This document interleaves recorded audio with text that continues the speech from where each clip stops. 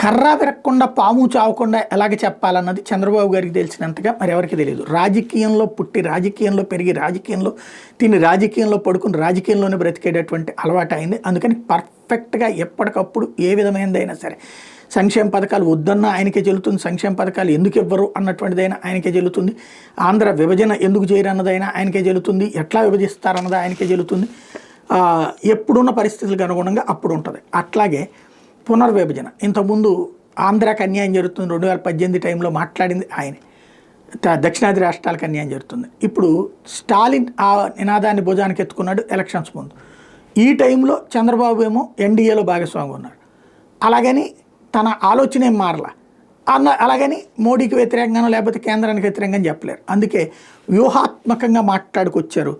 ఇప్పుడున్న పరిస్థితుల్లో ఏదైతే అంటే త్రిభాషా విధానం ద్వారా హిందీని రుద్దడం ఆపేయాలన్నటువంటి కాన్సెప్ట్ కానీ ఈ నియోజకవర్గాల పునర్విభజన గురించి అడిగితే పునర్విభజన అనేది ప్రస్తుతానికి ఊహాజనితమే అన్నారు. ఊహాజనితం ఏంటి? అది ఖచ్చితంగా జరిగి తీరాలి కదా అంటే తద్వారా దాని మీద మాటను డైవర్ట్ చేసేశారు. దేశంలో జనాభా పెరగాల్సిన అవసరం ఉందని చర్చ ప్రారంభించిన తొలి వ్యక్తి నేనేనంటూ మరొక స్టేట్మెంట్ ఇచ్చుకొచ్చారు. ఏది సీట్లకు సంబంధించి నేనే అడుగుతున్నాను అన్నటువంటి కాన్సెప్ట్లోకి తీసుకువెళ్ళే ప్రయత్నం చేశారు.